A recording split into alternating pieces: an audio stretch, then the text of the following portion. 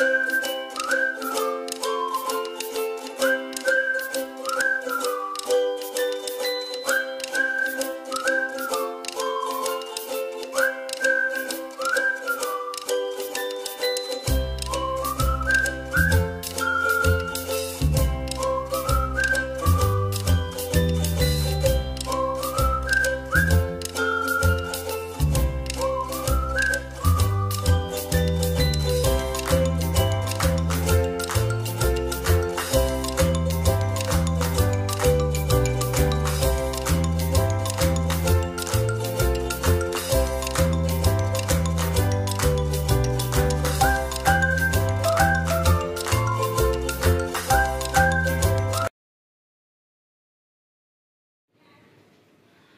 friends, welcome to our channel. இனி நாம பார்க்க போறது சூப்பரான ஒரு ஸ்நாக்ஸ் ரெசிபி தான். வாங்க வீடியோக்குள்ள போலாம். நான் வந்து மைதா மாவு எடுத்துர்க்கேன். மைதா மாவுல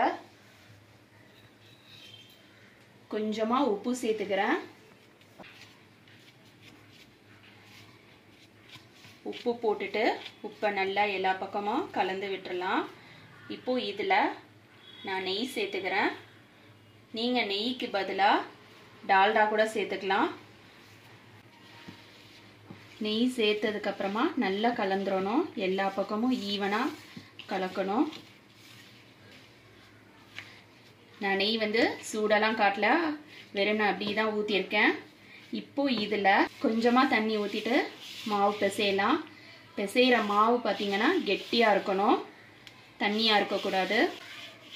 எப்போதுமே மாவு பிசையும்போது நம்மளுடைய இந்த போர்ஷன் வச்சு தான் அழுத்தி கொடுத்து மாவு பிசையணும்.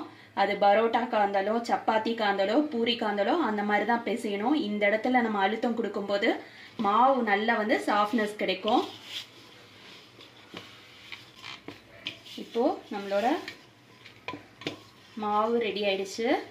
இப்போ இதை நம்ம வந்து எந்த அளவுக்கு கெட்டியாக பிசைஞ்சிருக்கேன்னு பாருங்க. மாவு நல்லா டைட்டாக இருக்கணும். இதை நல்லா நம்ம கையால் நம்ம இந்த கை வச்சு அழுத்தி ஒரு 5 மினிட்ஸ்க்கு நல்லா தேய்ச்சி கொடுக்கணும்.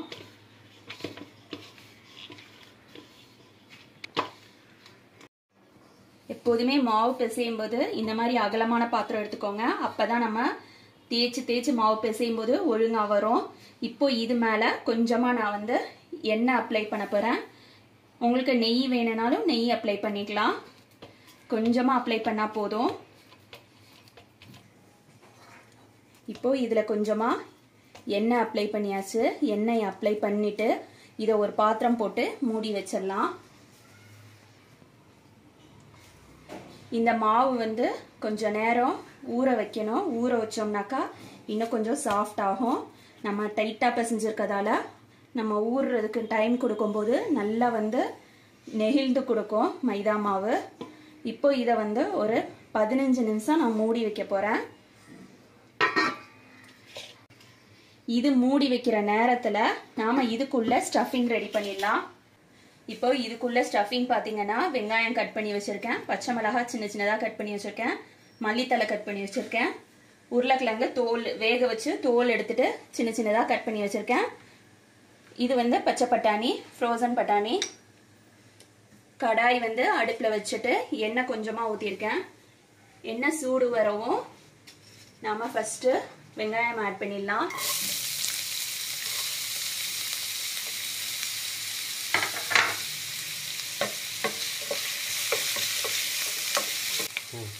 வெங்காயம் வதங்கினதுக்கு அப்புறமா இதுல பச்சை மிளகாய் ஆட் பண்ணிடலாம். அது கூடவே வேக வச்ச உருளைக்கிழங்கு பட்டாணி ரெண்டுமே ஆட் பண்ணிடலாம்.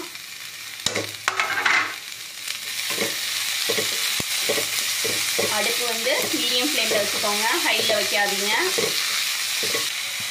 இதுக்கு உப்பு ஆட் பண்ணிக்கலாம். இதுல தனியாத்தூள், ஆம்ச்சூர் பவுடர், கரம் மசாலா, சாட் மசாலா இது எல்லாமே வச்சிருக்கேன். இது தனியா பவுடரு, சாட் மசாலா, ஆம்ச்சூர் பவுடரு, கரம் மசாலா எல்லாமே ஆட் பண்ணிட்டேன். சப்போஸ் உங்ககிட்ட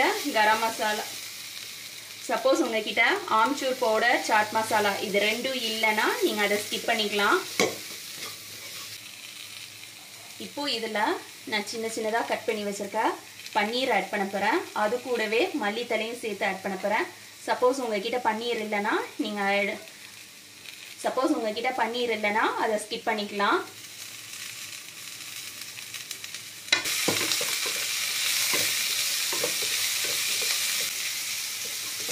லாஸ்ட்டாக இதில் கொஞ்சமாக நான் வந்து வெந்தயக்கீரை ஆட் பண்ணுறேன். கசூரி மேத்தி ஆட் பண்ணுறேன். இதுவும் உங்ககிட்ட இருந்தால் போடுங்க, இல்லைன்னா ஸ்கிப் பண்ணிக்கலாம். இப்போது இதை அடுப்பை ஆஃப் பண்ணிவிட்டு ஆற வச்சிடலாம். இப்போது நான் ஒரு பவுலில் கொஞ்சமாக எண்ணெய் எடுத்திருக்கேன். அதில் நான் கார்ன்ஃப்ளவர் கொஞ்சமாக ஆட் பண்ணிக்கிறேன். கொஞ்சமாக உப்பு ஆட் பண்ணிக்கிறேன், ஒரு பிஞ்ச் தான். இதை நல்லா மிக்ஸ் பண்ணிக்கலாம். இந்த மாதிரி மிக்ஸ் பண்ணி இதை ஒரு ஓரமாக வச்சிடலாம். இப்போது நம்மளோட மாவு ரெடி ஆயிடுச்சு. எந்த அளவுக்கு சாஃப்டாக இருக்குன்னு பாருங்க.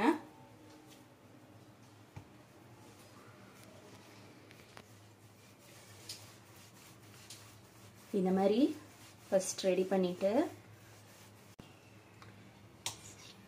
இந்த மாதிரி கட் கொடுத்துக்கலாம். இப்போ இதை எல்லாத்தையும் எடுத்து வச்சுக்கலாம் ஒரு பாத்திரத்தில். ஃபர்ஸ்ட் இதை நாம திரட்டிக்கலாம்.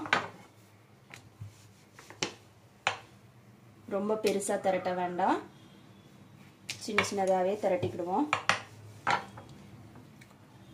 இந்த அளவுக்கு திக்னஸ் இருந்தால் போதும். இதே மாதிரி எல்லாத்தையும் திரட்டிட்டு காட்டுறேன். இப்போ நம்மளோட மாவு திரட்டியாச்சு. இப்போ இது எல்லாமே ஒரு பக்கமாக எடுத்து வச்சுட்டேன். இதை எடுத்துட்டு நாம ரெடி பண்ணி வச்சிருக்க இந்த கார்ன்ஃப்ளவர் எண்ணெய் மிக்சரை லைட்டாக அப்ளை பண்ணிக்கலாம்.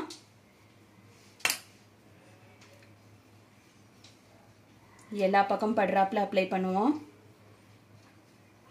எல்லா பக்கமும் ஃபுல்லாக ஸ்ப்ரெட் பண்ணிட்டு கொஞ்சமாக நான் மைதா மாவு எடுத்து வச்சிருக்கேன். இந்த மைதா மாவை லேசாக அப்படி ஸ்ப்ரிங்கிள் பண்ணிக்கலாம், நிறைய போடக்கூடாது. இது போட்டுட்டு இந்த மாதிரி ஸ்ப்ரெட் பண்ணிட்டு அடுத்ததாக எடுத்து வச்சிருக்கத அது மேலே வச்சுருவோம்.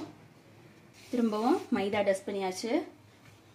இன்னொரு நம்ம தேய்ச்சி வச்சிருக்கத எடுத்து வச்சுக்கலாம். இந்த மாதிரி நம்ம அடுக்கிறது மொத்தமாக 4 அடுக்கணும். 3 அடுக்கிட்டேன்.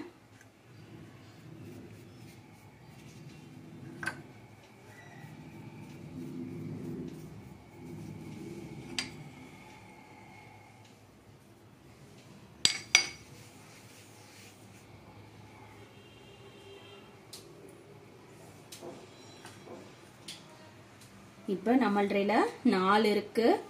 இதுக்கு மேலேயும் கொஞ்சமா நம்ம அப்ளை பண்ணணும். அப்ளை பண்ணிட்டு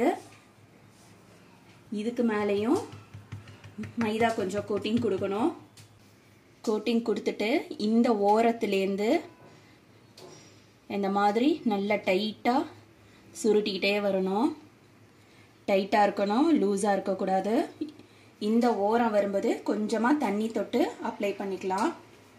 இந்த இடத்துல கொஞ்சமாக தண்ணி அப்ளை பண்ணிவிட்டு இதை நல்லா டைட்டாக நம்ம பண்ணிடணும், ரோல் பண்ணணும்.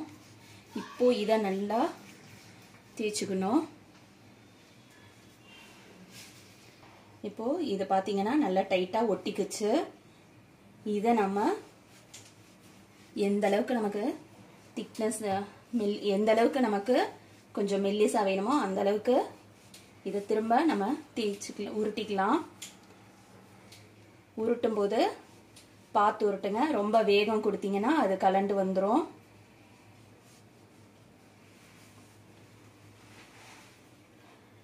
இப்போ இதை வந்து நம்ம பீஸ் போட்டுக்கலாம். எந்த அளவுக்கு நமக்கு வேணுமோ அந்த அளவுக்கு.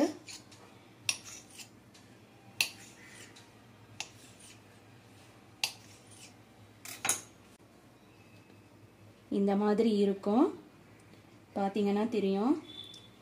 நம்மளோட உள்ளங்கையில் வச்சுட்டு இந்த இன்னொரு கையை இந்த மாதிரி லைட்டாக இந்த மாதிரி தேய்க்கணும். கிராஸாக தேய்ச்சிங்கன்னா இந்த மாதிரி ஷேப்பில் வரும். திரும்பவும் நான் சொல்கிறேன், இந்த மாதிரி நம்ம எடுத்துட்டு கட் பண்ணதை நம்மளோட உள்ளங்கையிலையோ இல்லை இந்த இடத்துலையோ வச்சுட்டு இந்த கையை கொண்டு லைட்டாக கிராஸாக அப்படி பண்ணணும்.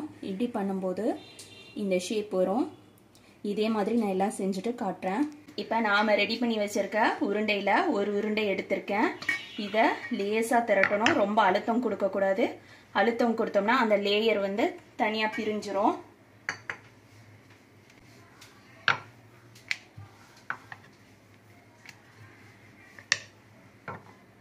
இந்த அளவுக்கு திக்னஸ் இருந்தால் போதும். இதே மாதிரி இன்னொன்று எடுத்து அதையும் திரட்டிக்கலாம்.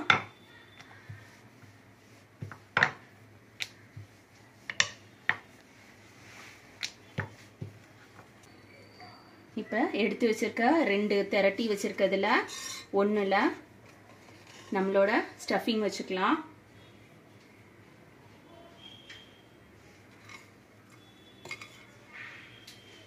உங்களுக்கு என்ன வெஜிடபிள்ஸ் பிடிக்குமோ அது கூட நீங்கள் ஆட் பண்ணிக்கலாம். இதுதான் அப்படின்னு கிடையாது. ஒரு பவுலில் தண்ணி வச்சுருக்கேன். தண்ணியை தொட்டு ஓரத்தில் தண்ணியை தடவிக்கலாம்.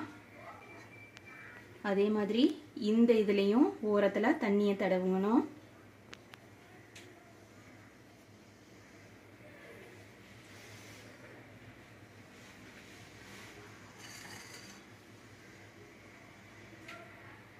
இப்போ இதுக்கு மேலே இதை அப்படியே போட்டு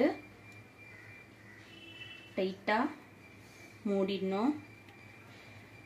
மூடிட்டு ஓரத்தை நல்லா அழுத்திடணும். ஓரத்தை மட்டும் அழுத்தணும், நடுவு அழுத்தக்கூடாது.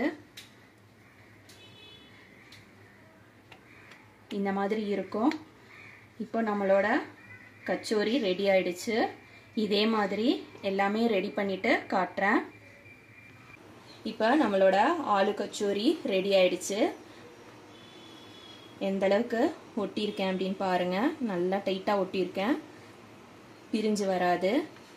கடாயில் எண்ணெய் வச்சு எண்ணெய் சூடானோனையும் நம்ம ஒன்று ஒன்றா போட்டு பொரிச்சு எடுக்க வேண்டியதுதான். இப்போது எண்ணெய் சூடு வந்துருச்சு. நம்மளோட கச்சோரியை போட்டுக்கலாம்.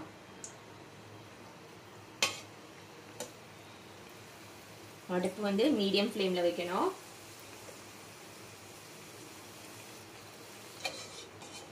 இப்போ நம்மளோட கச்சோரி ரெடி ஆயிடுச்சு. இதே மாதிரி எல்லாத்தையும் பொரிச்சுட்டு உங்களுக்கு நான் காட்டுறேன். இப்போ பார்த்தீங்கன்னா நம்ம பொரிச்சதுல எதுலேயுமே வந்து வெளியில் வரலை உள்ள ஸ்டஃபிங்கு. ஏன்னா நம்ம அந்த அளவுக்கு சீல் பண்ணியிருக்கதால எதுவுமே வராது. யூஸ்வலாக நம்ம வந்து சமோசா வடை அது மாதிரி தான் செய்வோம். இந்த மாதிரி நம்ம வந்து செய்ய மாட்டோம். நீங்கள் இதே மாதிரி செஞ்சு பாருங்கள், கண்டிப்பாக டேஸ்ட்டாக இருக்கும். நான் வந்து ஒரு இதை உடச்சி காட்டுறேன் பாருங்கள் எந்த அளவுக்கு கிறிஸ்பியாக இருக்குன்னு சொல்லிட்டு. பார்த்தீங்கன்னா எந்த அளவுக்கு நம்ம மாவு டைட்டாக பிசைஞ்சோம்னா இந்த அளவுக்கு நல்ல கிறிஸ்பியாக இருக்கும். லேயர் லேயராக கலந்து வரும். இங்கே பாருங்க எந்த அளவுக்கு மாவு லேயர் கலந்து வருதுன்னு. கச்சோரியில் உள்ளுக்கு உள்ளதும் நல்லா வெந்திருக்கும். இதே மாதிரி நீங்களும் உங்கள் வீட்டில் ஆலு கச்சோரி செஞ்சு பாருங்க. இதுக்கு காம்பினேஷன் பார்த்தீங்கன்னா கிரீன் சட்னி இல்லைன்னா சாஸ், ஸ்வீட் சட்னி, இது மாதிரி ஏதாவது ஒன்று தான் நல்லா இருக்கும். நான் இன்னைக்கு சாஸ் எடுத்திருக்கேன். நீங்களும் உங்கள் வீட்டில் இது மாதிரி செஞ்சு பாருங்க. தேங்க்ஸ் ஃபார் வாட்சிங்.